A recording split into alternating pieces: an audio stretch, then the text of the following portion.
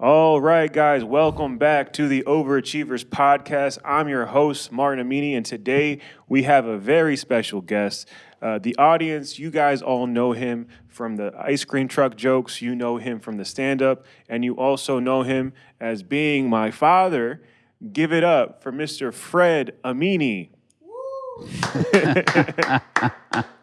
Wow, Yeah, that was that was something. yeah. Yeah, I feel like at this point, like you should be comfortable being on camera, right? After all these years. Oh yeah. You know, you've been around the show business. You're not one to be shy of talking to people. That's what you do for a No. living. We kind of Well, have the same job. I'm shy, but not occasionally. Yeah. You know, I've been in TV 6, 7 times.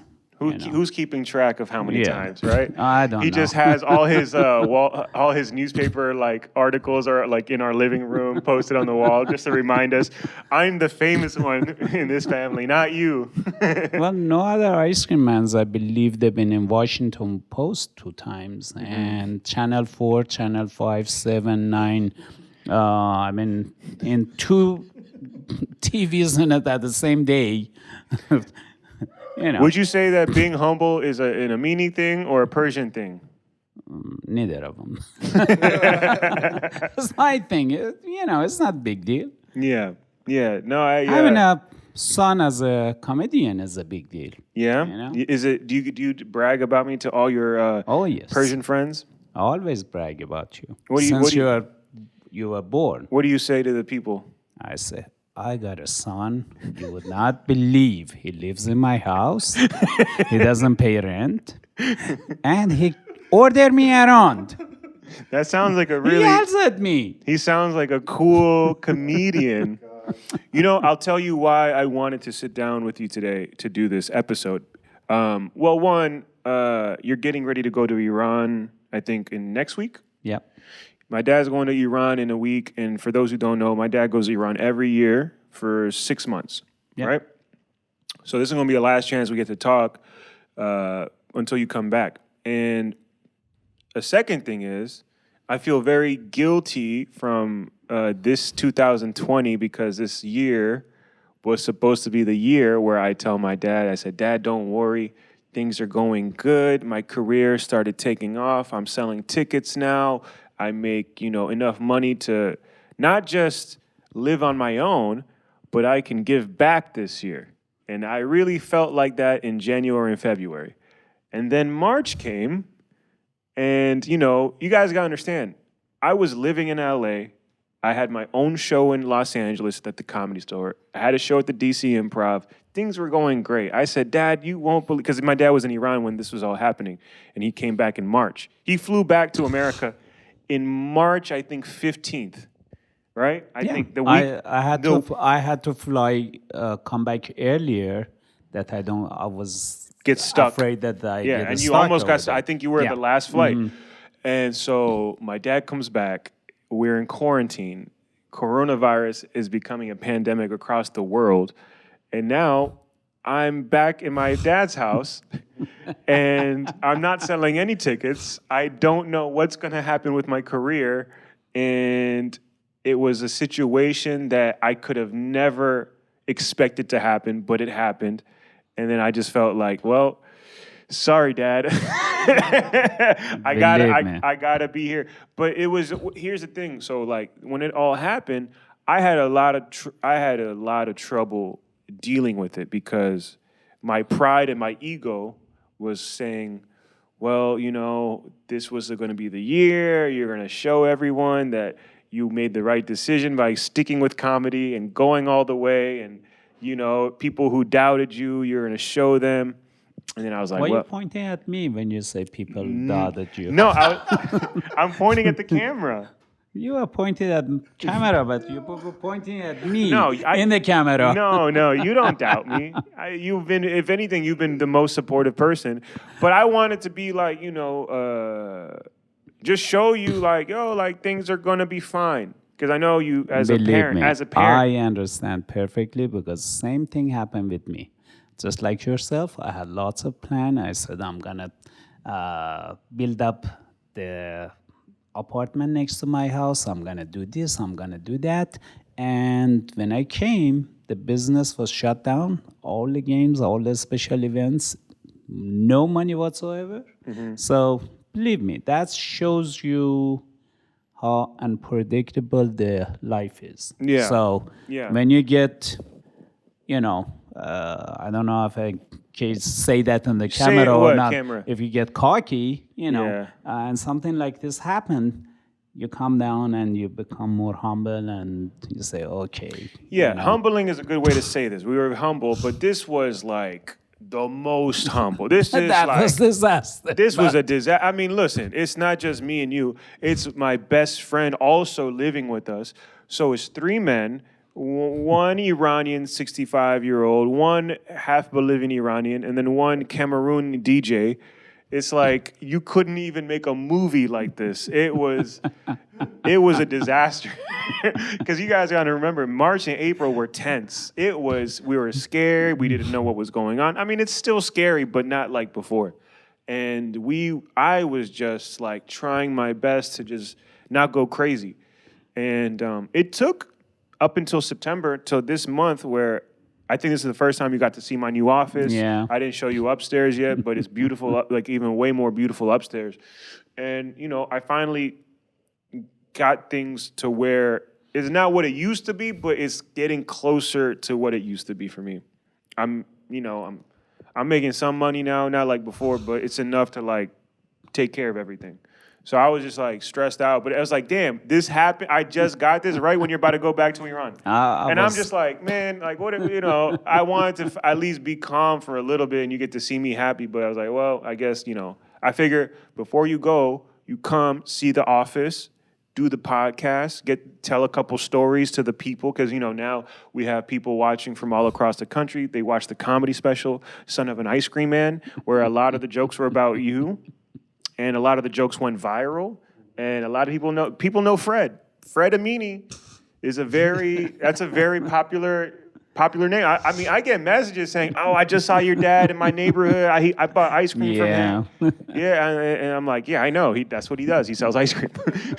My dad's. It's not a joke. It's all of this stuff is the truth.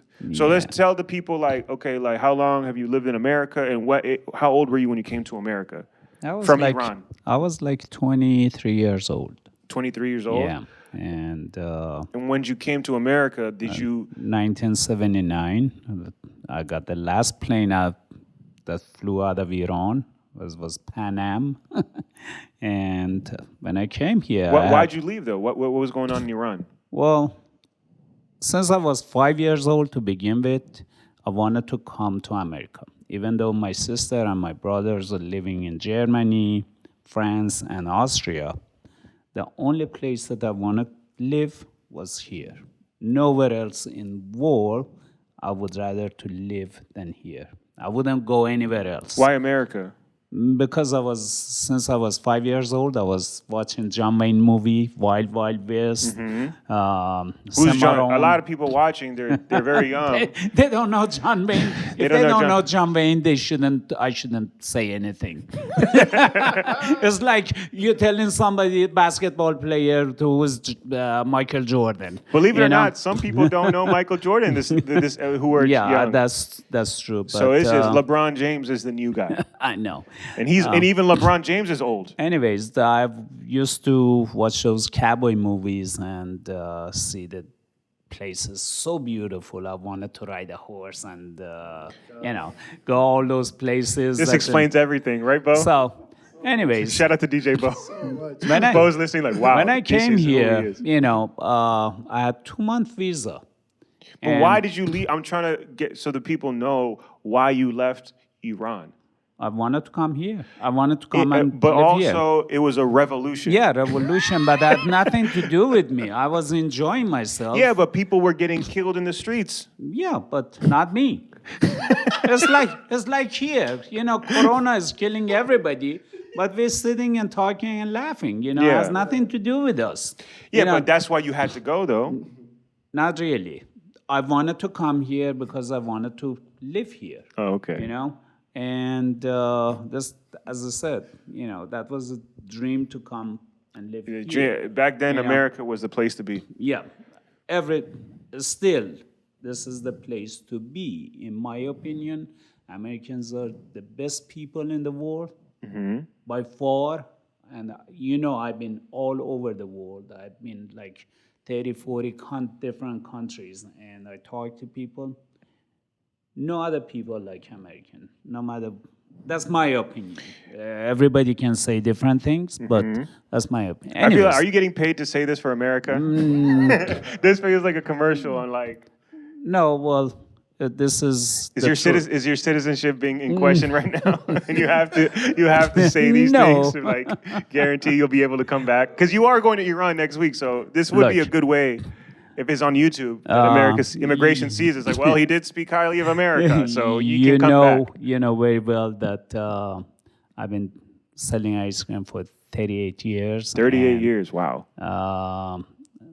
Majority of my customers are rich and 90% Jewish, okay? And the conflict between Jewish and Muslims and this and that. Sure. And you know how nice they are with me and how appreciative I am with them, okay? So this is something that I seen firsthand, that when I went, for instance, to Bnei Israel, the way that they treat me, Which is a temple. which is a temple, and they're all Jewish, and they love me so much that they don't care if I'm Muslim or Jewish or any other religion. They like me, and they respect me, and I respect them. Okay, that's why I say how good the American people. No other place in earth you would see something like this, and it's no joke. Okay. Anyways, Yeah, I know because I still see a lot of people when they hear my jokes on stage and I say Potomac, Maryland, Fred, and then sometimes people come up to me after shows like, "Is your dad Fred the ice cream man that used to come to Seven Locks swimming pool?" I go, "Yeah, that's my dad." Like, "Oh my God, your dad is the best. I've known him for this many years. He's come to all my birthday parties." I'm like, "Oh, that's really nice. I'm sorry, I have another show I have to go to."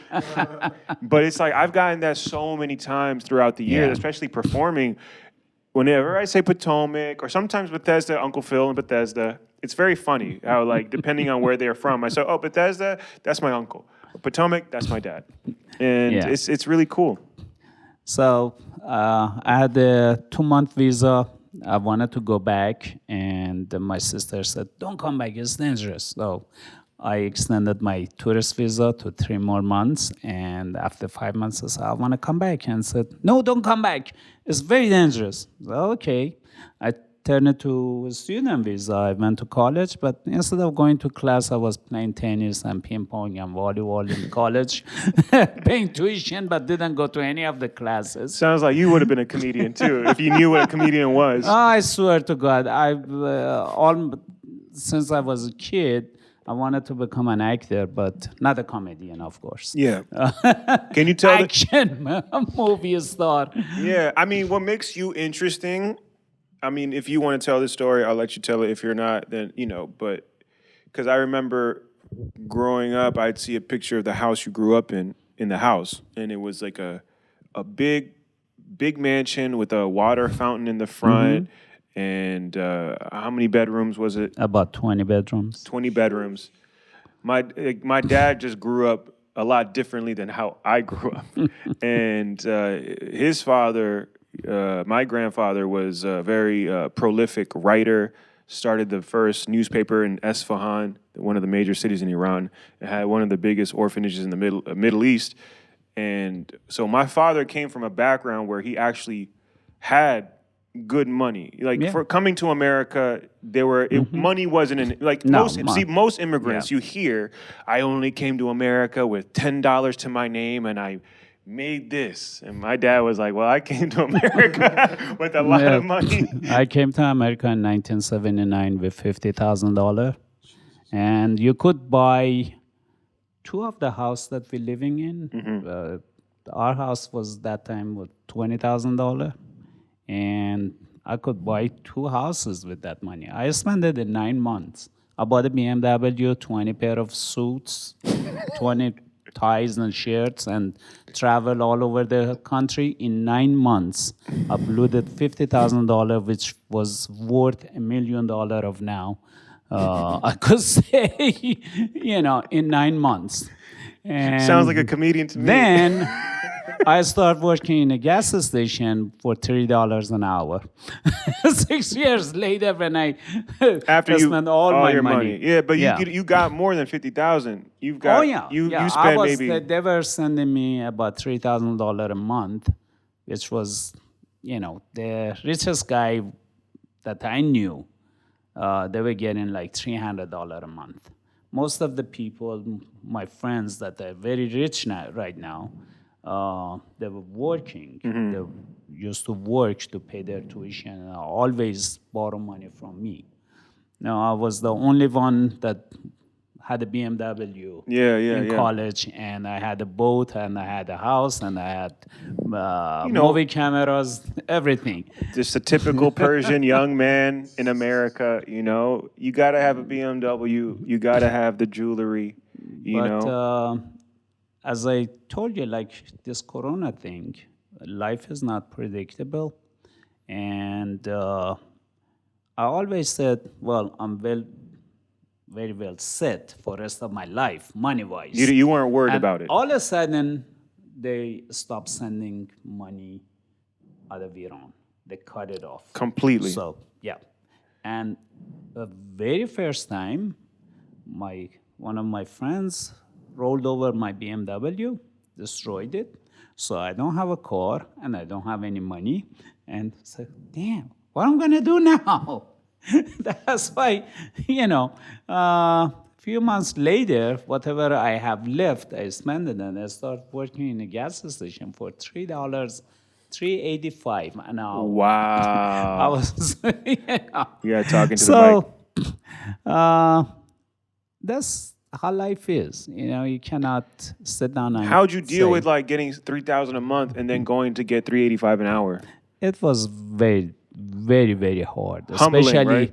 Especially when I was having a sandwich and had to sit down on the curb in the street, in the gas station, on the curb, and eating my sandwich like a homeless person. It was really degrading. But It's like the opposite story. Usually people come here, they have no money, and they make lots of money.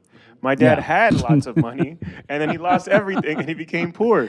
But Which is like a very... the difference between, me and lots of other people, the day that I started working in the gas station, I was thinking to buy the gas station.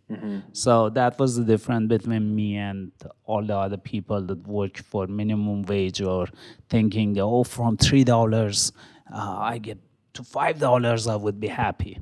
From that $3 an hour, I was thinking that I want to make $1,000 a day. And this is 1983, $1,000 a day, even to this day's standard, is a lot, So when I bought my first truck, I said, not bad. I got second, third, and 3 more the next year. In 2 years, I had 6 trucks, and 2-3 years later, I had 12 trucks. And,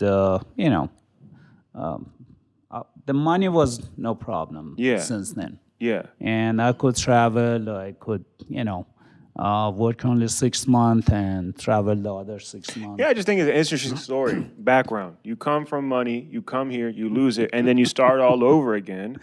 But it's like, it's how you dealt with that situation. Yeah. And then we ended up, it affects like, the kids when they see their dad growing up and like they have their own business, driving an ice cream truck and working hard. It really, it affects who they become. I think a lot of the stuff that I do is because you took me to work.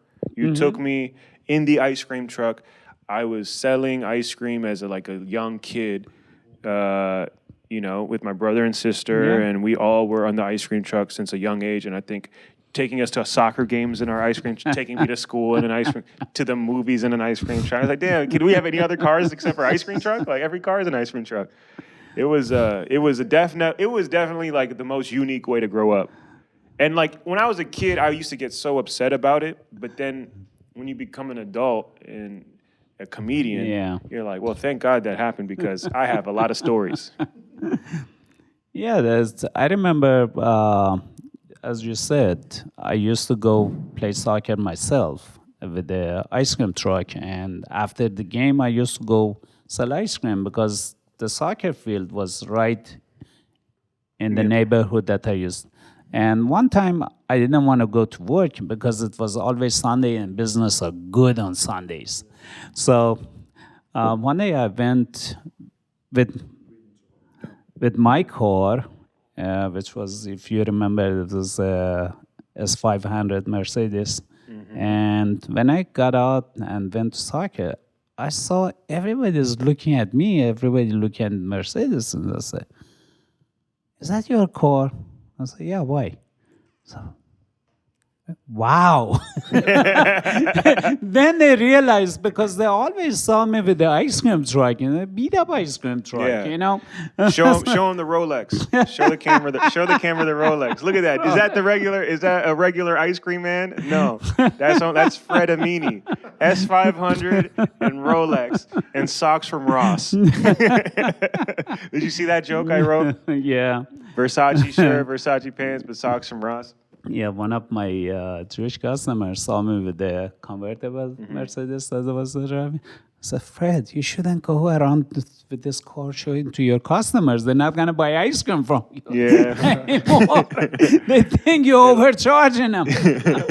That's true. If I saw my ice cream man in a convertible, I said, "Man, I'm going to another ice cream man. I'm getting ripped off." Anyways, it's a long story. Yeah. No, I mean it's a great story. I think it's a good American story because immigrants come to this country, they work hard, they get their own business, but it's very difficult to do this type of work. Ice cream, yes. and you're still doing it 38 years driving an ice cream truck. Do you see yourself retiring or anything like that? That was a retirement, actually. I went to Costa Rica. Let me tell you, it's a funny story. We went to out of town on one of those wave riding, and on the way back, there was 15 American engineers working for Intel. And when we were talking, subject of retirement came up. And one of them said, "I'm going to be retired in 5 years." I said, but the other one said, "Oh, how could you afford it? I can't be retired in 15 years. Everybody talk about retirement, that when they're going to retire. At that time, I was 35 years old. And the last person was me. And everybody looked at me. I said, I either 5 years or maximum 10 years, I come out of retirement and I start to work." And everybody laughed. And it exactly happened. 5 years later, when I turned 40, I start to work. Because selling ice cream for 2 hours a day for 5-6 months is not much of a work. So it's a retirement itself. Yeah. Just like now. Yeah. I go to work like 2-3 hours a day, If there's a special event, I'll do it and come back. I have work only hour and a half today. Yeah. So, but no, I'm gonna, as long as I can get in the car and drive it. Yeah. I will work. Yeah, one of my favorite things about you that I see you when you work is you're able to talk to everyone, and when you talk to people, you're completely who you are. You don't change your. Because I don't know if you know this, but like when you work in an office, because I know you never worked in an office. No. When you work in an office, people change the way they talk, their voice, like, "Hey, how's it going?" Or like they change the way based on who they're talking to. They change the way they talk. I think with you, you've always been like who you are. Like I know for a fact, DJ Bo, I don't think he's met anyone like you before. Nah. Like DJ Bo, like you've Definitely lived at the house, and I don't know how you feel about after all these time being around my dad. But what's your first thoughts when you think of my dad? Like, what pops in your head? Like you're genuine. I don't think you can help yourself with it, which is like a great trait because, like he said, a lot of people like they wear a lot of masks, but I don't think you can do that. I don't think it's in I tell you why. to do it. You see, as he said, lots of people become born rich, right? Yeah. And they stay rich. Lots of people born poor and become rich. Those people have something inside that they cannot hide it. It always come up. All those, insecurity and other things. Okay, since we never thought anybody is higher than my father. Okay, it was by all the standards on everything that he touched, it was the greatest. So we would not think of anybody bigger or better than ourselves. So when I came here and I didn't have money and I had to work the lowest of lowest jobs, okay, I realized that I'm one of the, lowest people, poorest people, okay. Then I start to work, but I never lost of what I've been inside of me, even as a poor person. You still have the confidence of a rich person. Now, if I see a rich person, it doesn't impress me. If I see a poor person, doesn't affect me. I still treat them exactly the same, depend of how they deserve to be treated. Right. If a rich guy comes and be, and nasty to me, I just, shoot him off. Same as any other person. Talking to the mic. It's like, you don't have to put the difference between people. Yeah. No, I mean, that's a good point. I mean, that's why, like, for me, like, growing up in Silver Spring, right, it was very, like, Latinos, black people, but then going to sell ice cream in Potomac or going to school in Bethesda, it taught me how to talk to different people. Yeah. Talk to all different types of people. And as a comedian, I think it helped me being able to make jokes. When you want to tell a joke or make people laugh, it's important that everyone understands the joke, even if they didn't grow up where you grew up or have the same Iranian dad and Bolivian mom. They understand what you're saying, and being able to talk to everyone is very important. And it's been fun. It's been interesting watching DJ Bo interact with you, because I don't think because our relationship is very when you grow up with a dad like this, that's just my dad. I don't know. It's normal. But for other people, when they see you, they don't believe it. No one said, no, your dad doesn't fight people and wear Versace and have a Rolex and drives an ice cream truck. And these are lies. You can't. And then they come and then they meet you. And then my dad's like, let's go play basketball. And then he's like, all right. 5-on-5. These are the teams, and my dad's running up and down the court, pushing people, and you know what I mean. Or try to go punching, punch for punch in the backyard. Like that. Yeah. That was wild to me, because most people your age, they don't want to do anything real physical, and you're like, nah, put the gloves on. Yeah, let's go. The video of you and Bo boxing is one of the best videos on YouTube. You'll never see a better video. If you go on YouTube right now, just type in backyard boxing. The only time that I feel old is the time that I get in a fight with somebody, especially in Iran, and fight is something that happens every second of every single day. And they say, look at your age. You should be embarrassed with your age. Then I realized that, man, I'm old. Oh, like a real fight? Yeah. This guy was, we had a confliction driving, and they drive crazy. And I was going straight, and this guy's coming, push you away. And I wouldn't get pushed away, so we hit each other. And I started screaming and cursing and this and that. And I didn't pay any attention because my wife is scared the hell out of fight. So the guy went the red light, we stop, and he came out, coming toward me. When he came out, I really got pissed.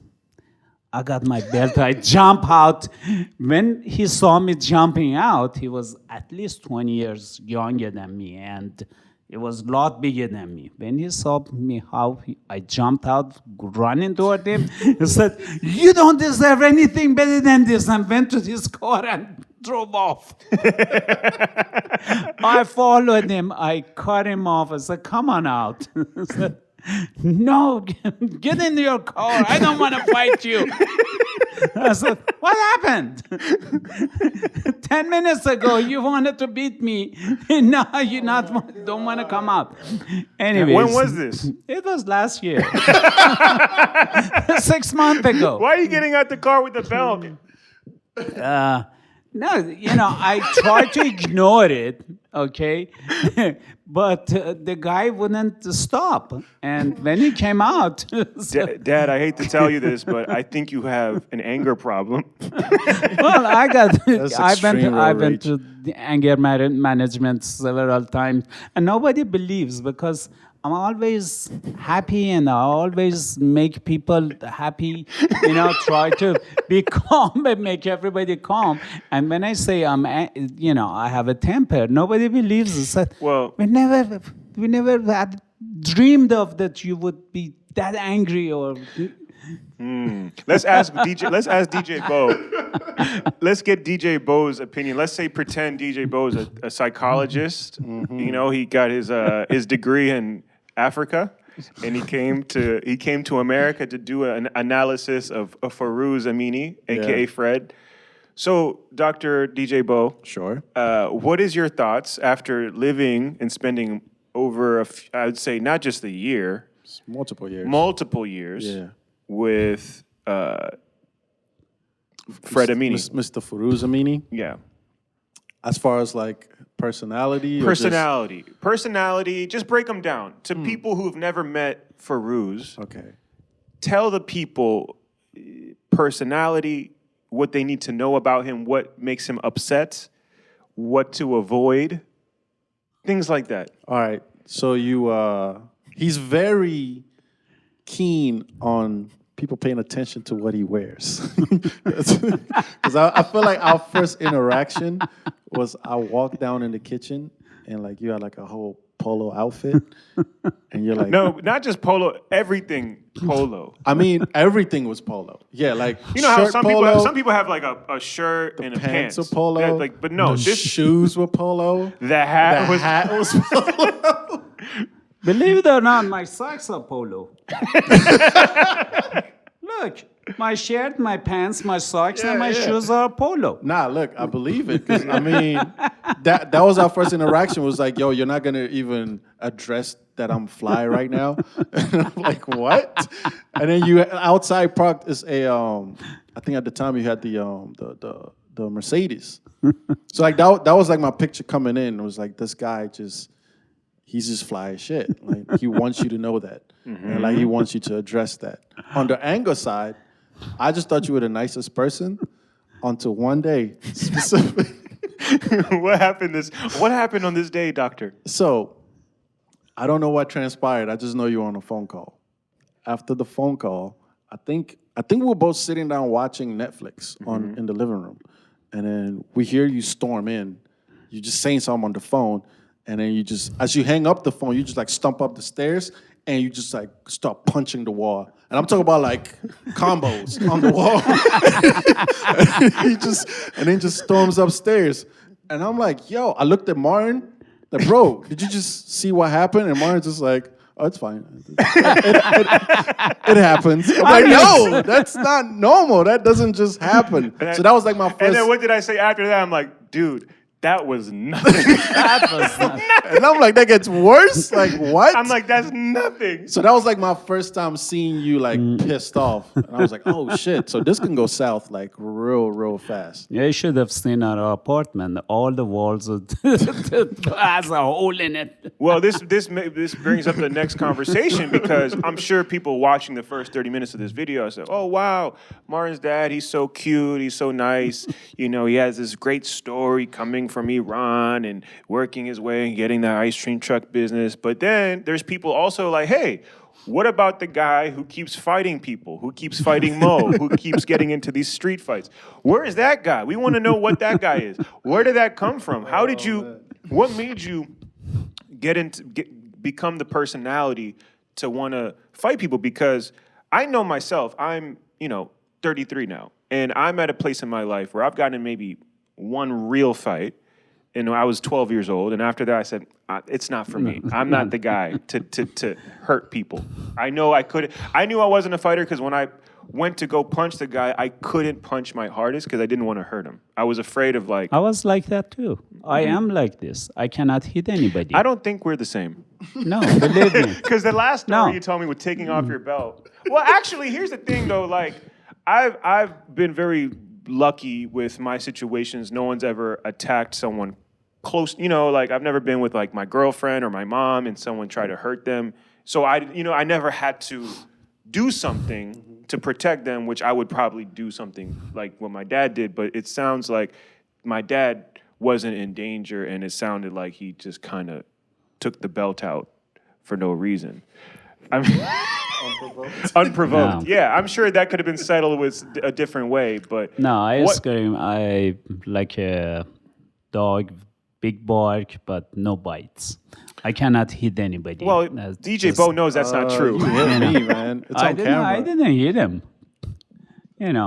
He- He's like, that was not Yeah, heat. otherwise I wouldn't be sitting here. Oh. No, I cannot hit anybody. That's so funny. No, but okay, but we want to know. I'm curious because it's like, okay, like tell us one of your like, because I remember I've seen you fight people, and it's for a kid when you see your parent. Who did I fight? You fought. Let's see how many times. I mean, does it count? Does it count if you got a weapon and you hit the truck? Does that count? No. Okay. Did I hit anybody actually? I never saw No. the hitting. When But you work, I've watched you get out of the car and kick Yeah. another car. yeah, that I do. I have As a young kid, 10 years old, watching your dad kick another so car. many times, and I got busted for that so many times, and I paid lots of fines for that. That's true, but not too many people. But Bo, is this normal?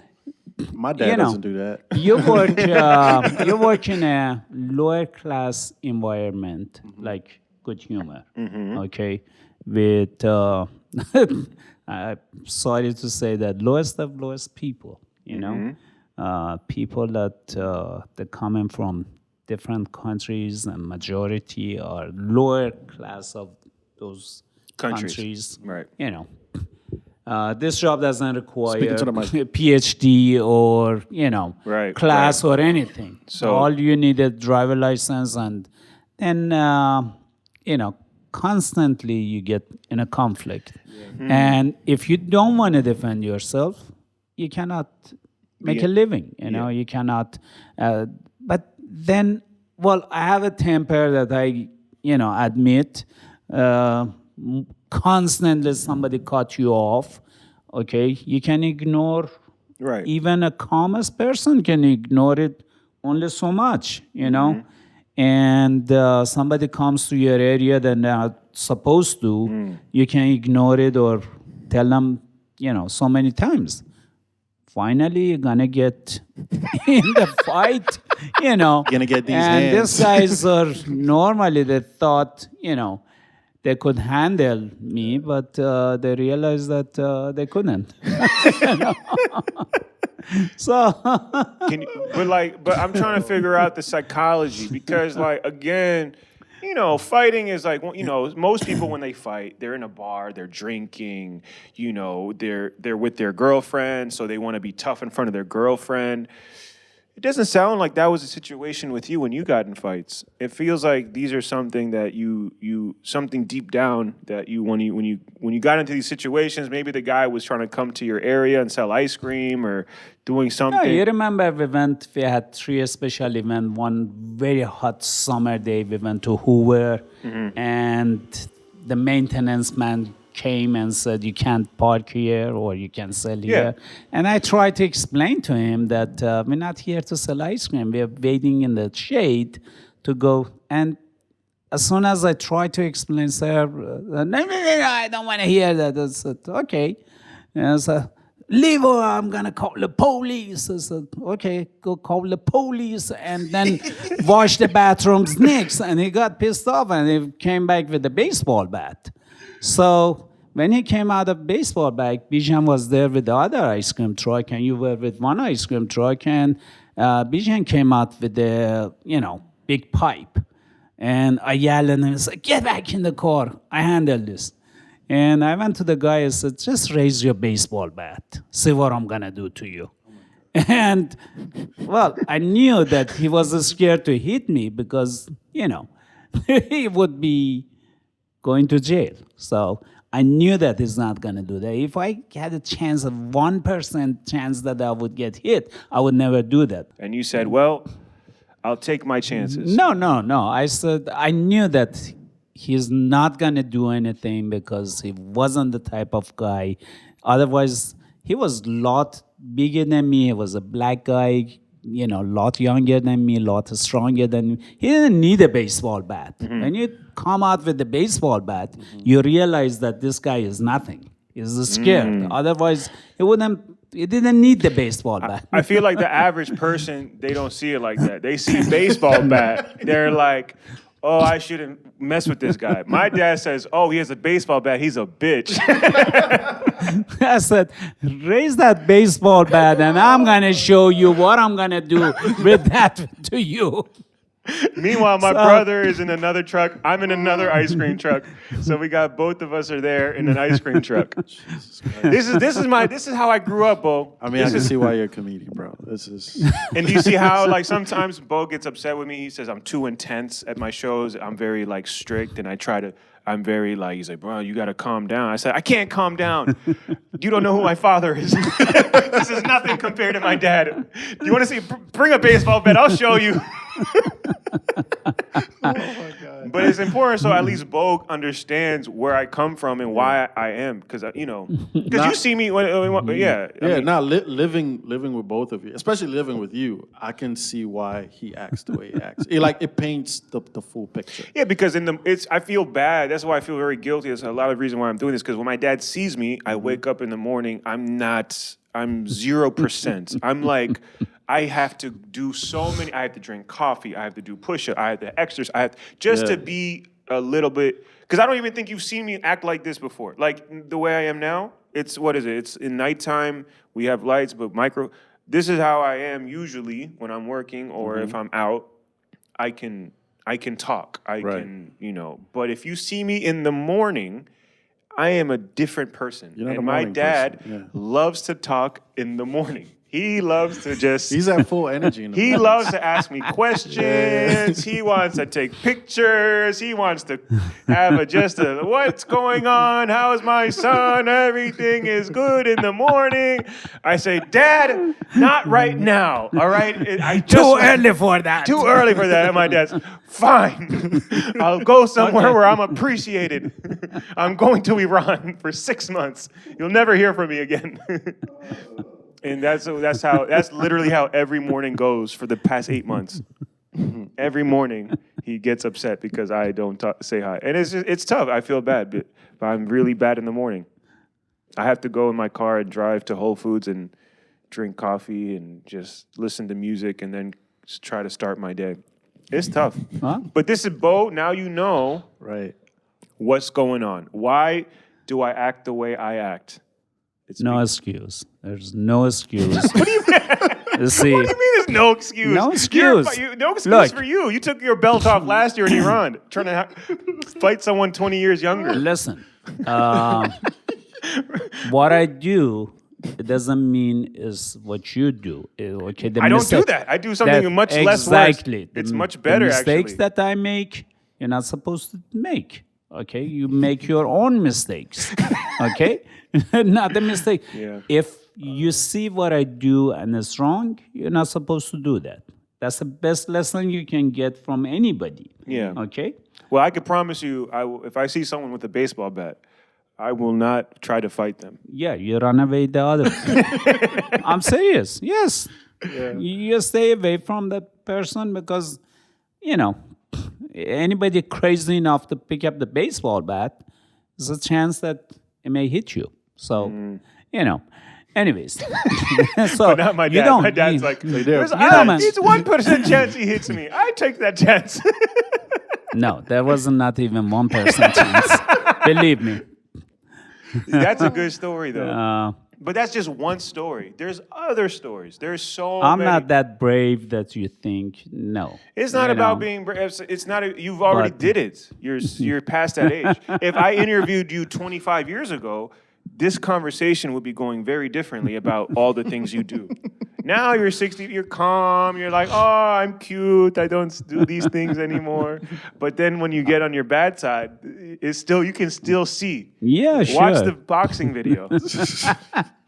He was going after Bo. Just a little bit though. It was. No. I agree with my dad. It was very No, like no. it wasn't No. the full force.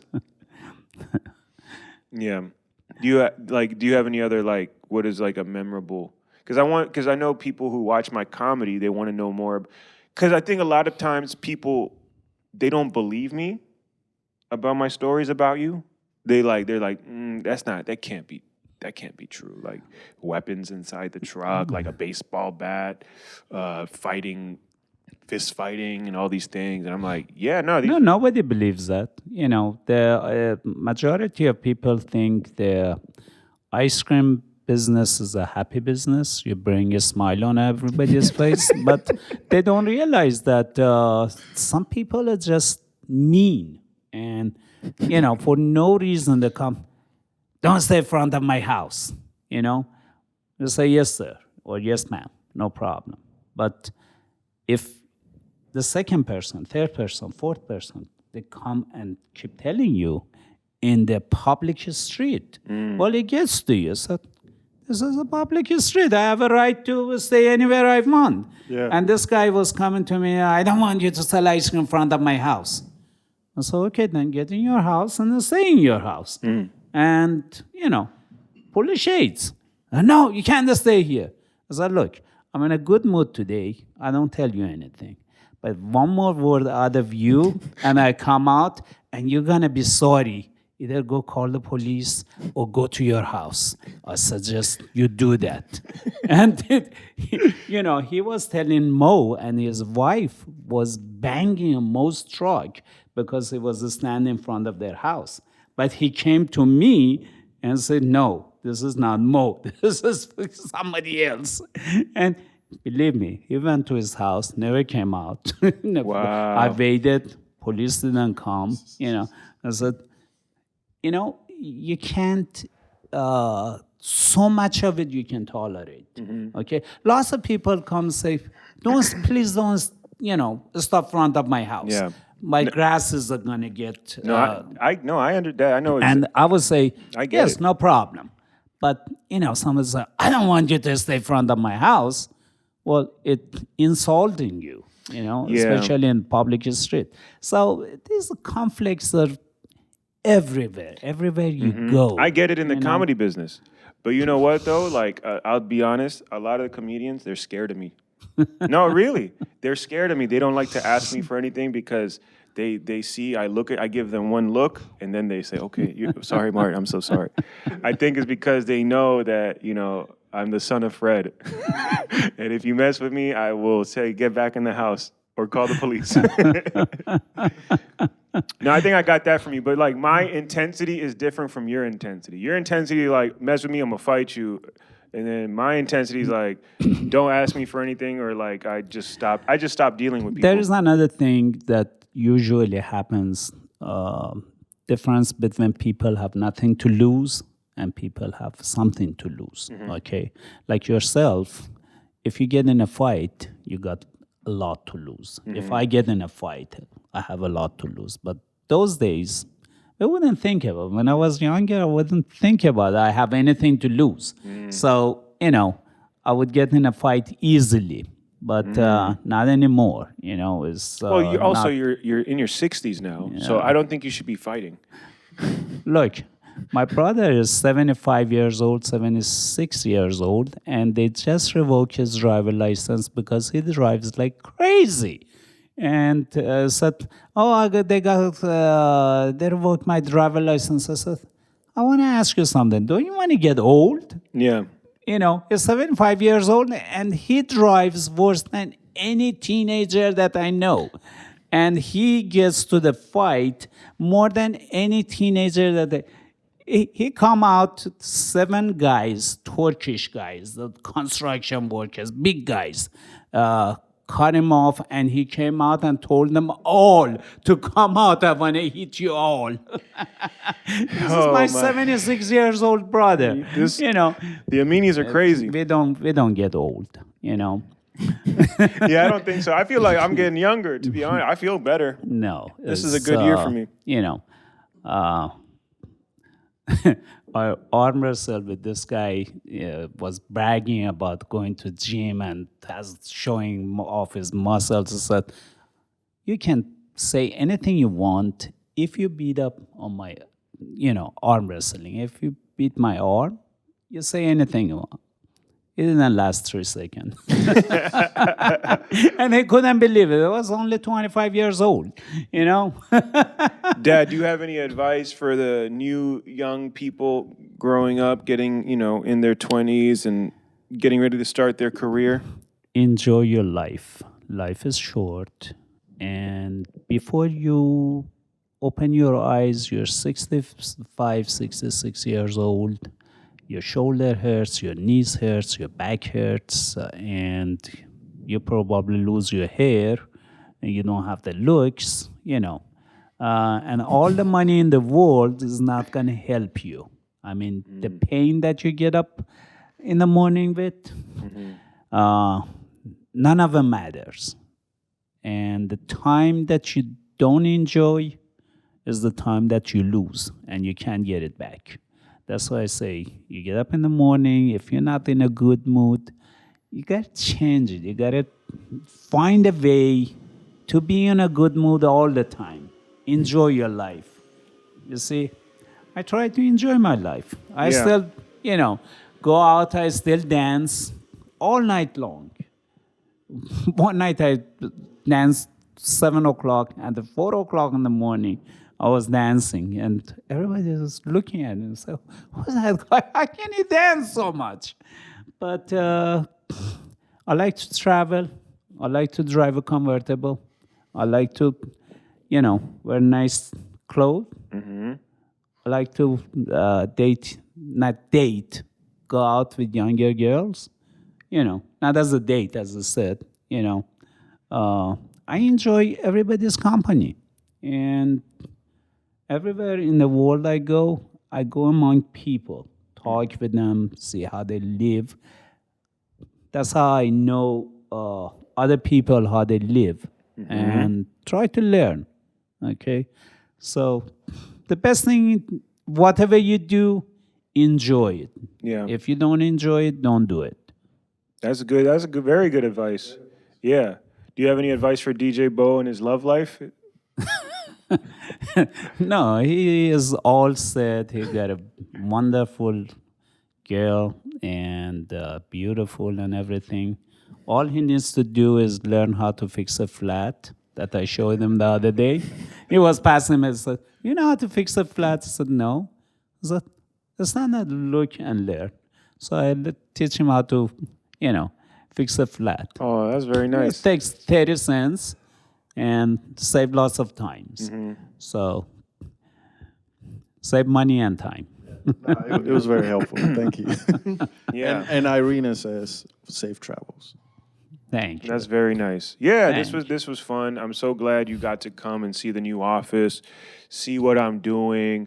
because I really do feel guilty for like, how I act in the mornings when I wake up, but it's just like I the past 8 years I've been doing comedy. All my work I do in nighttime, so my brain turns on like around 6-7 p.m. But you're usually sleeping at 10 p.m. So we miss each other. We don't see each other. Well, recently I just slept 10 p.m. I used to stay up until 1 or 2. But you watch a watching lot of, TV. you watch a lot. When you're watching TV, you're in a Yeah. different place. Yeah. You're in another world. You're like inside the TV show, fighting crime. Yep. You're like That's NCIS. It's like Fred Amini, Gary Sinise, and he's just fighting the people. Yeah. But it's fun. I mean, do you think you've been to one of my comedy shows, right? You've been Lots of them, lots of yeah. them. Yeah. You were in the backyard show. You saw the backyard. Yeah. What'd you think about our backyard show? That was good. It was nice. I enjoyed it. Yeah. Yeah, I'm working on a new comedy special. Maybe I'll send it to you when you're in Iran. You can check it out. So you could check it out. The new jokes. I wrote a lot of new jokes about mom. All right. So Sounds good. No more. Yeah, it's more Bolivian. No more dad's joke. No. Well, what happened was Thursday we did a show in Arlington, and a lot of Bolivians came to see me. Oh, wonderful. Mostly Latin women. And I was telling Bo, I said, man, this is like, if Latin women keep coming, I'll keep writing Latin jokes. If they're going to buy tickets, I'll just do Latin jokes. Because right now, the Persians aren't coming. So I was like, okay, well, let's focus on what's working. You gonna tell them about your mom when we bought the jet ski? Mm-hmm. And she keep calling it a ski jet? That's a good joke. It's not a joke. She was keep saying ski jet, and we all yelled at them, jet ski. And finally, okay, jet ski. I mean, that's a true story, but like the fact that my name is actually not Martin, it's Bobak. My full name is Bobak Martin Amini. To this day, my mom calls me Bobak. So it's like when your mom can't pronounce your name, she says Bobak. It's Bobak. It's like, no, Bobak. Bobak. I'm like, Bobak. Bobak. Look, you're lucky. She names your brother's name Bijan and always call it Bijan. I said, you should have chosen a name that you could pronounce at least, you know? All right. I think we're going to wrap this up, man. Well, this was fun. This was a good memory. We'll put this on YouTube. And, I just wanted to share the real Fred Amini with the crowd because we did this before on the podcast, but this is the first time we actually did it on camera. So people have to see you to get the full experience, the full Farouz Fred Amini experience. I'm sure people now you can send this video to people in from Potomac and all the places. So it's exciting. I'm so glad you got to do this. Thank you for coming to the office. Thanks, son. I'll show you upstairs. We're gonna go watch. No matter what, I still love you. No, I appreciate don't know it. What is why, that? I don't know what. Oh my God, this is great. No matter what. No What does that matter mean? No what. matter what. I mean, No I matter what. thought I I don't know why, but Unconditional love. I think since you are my son, I have to love you. But I think I thought I was doing a good job. You're doing a good job. Yeah, there you go. I'm proud of you. Thank you. Oh, look at that. That's a great way to end this episode. Thank you guys for listening. Please subscribe. Please like the video. And then we'll be dropping more new videos every week. Check out my stand-up comedy special, Son of an Ice Cream Man. Stories about the legend himself, Farouz Fred Amini. Thank you guys. Have a good night. Take care. Bye.